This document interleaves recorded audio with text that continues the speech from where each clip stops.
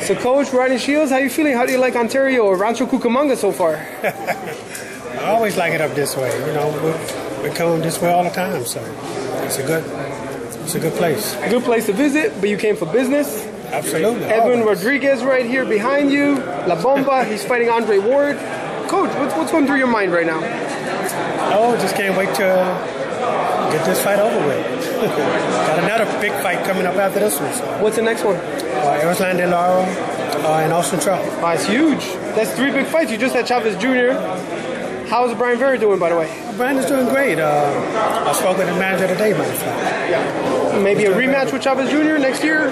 Just talk? What? Oh, you don't know? I don't know, man. I don't think Chavez wants that. He don't want that fight again. That's my assessment of it. You've never shied away, not as a fighter, not as a trainer, from the tough fights. Edwin Rodriguez, Andre Ward. Andre Ward, the last Olympian to win gold, a person that people say best pound for pound.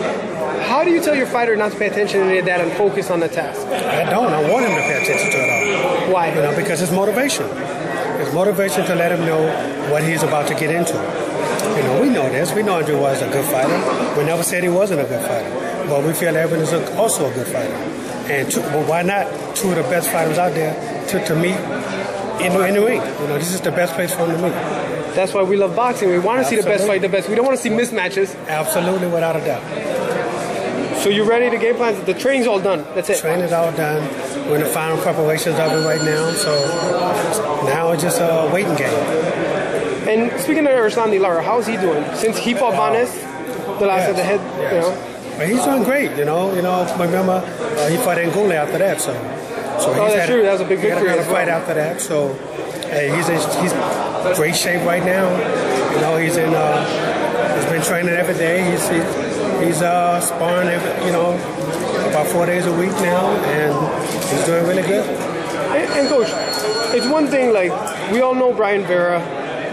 You pull the best out of him. We know Edwin Rodriguez, you put the best. We know Erislan. How do you do this? How do you get your fighters to fight at their best? You know, I just try to get them to understand who they are.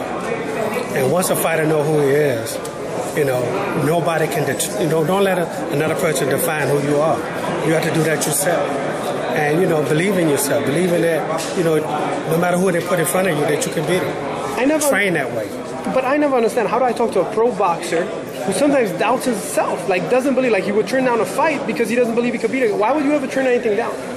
Well, you know, again, some guys don't have the confidence, you know, and it's a difference. And when you're that kind of fighter, you'll never be anything, you know.